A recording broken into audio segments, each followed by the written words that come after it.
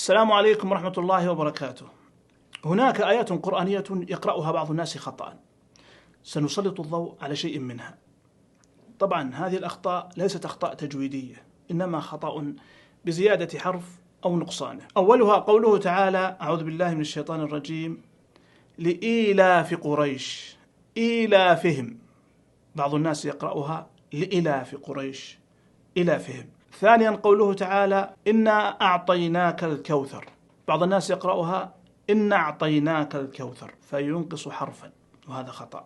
ومنها قوله تعالى في سورة يونس: أفمن يهدي إلى الحق أحق أن يتبع أم من لا يهدي إلا أن يهدى.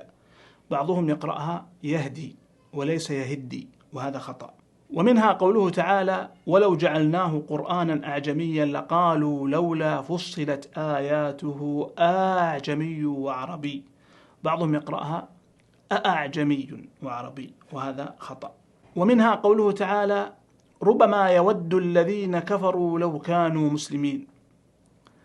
ربما، بعضهم يقرأها ربما، وهذا خطأ.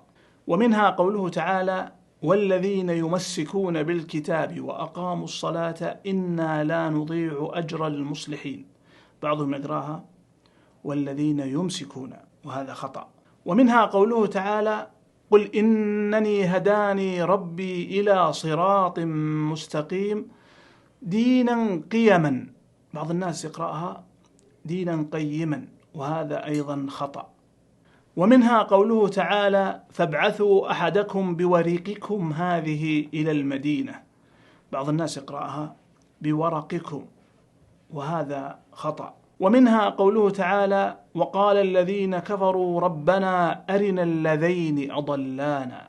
بعض الناس يقرأها أرنا الذين أضلانا، وهذا خطأ.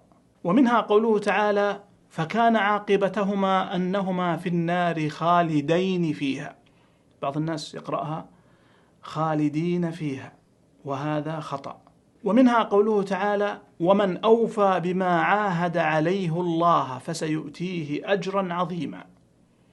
بعض الناس يقرأها بما عاهد عليه الله، وهذا خطأ. ومنها قوله تعالى: وذرني والمكذبين أولي النعمة. بعض الناس يقرأها أولي النعمة، وهذا خطأ.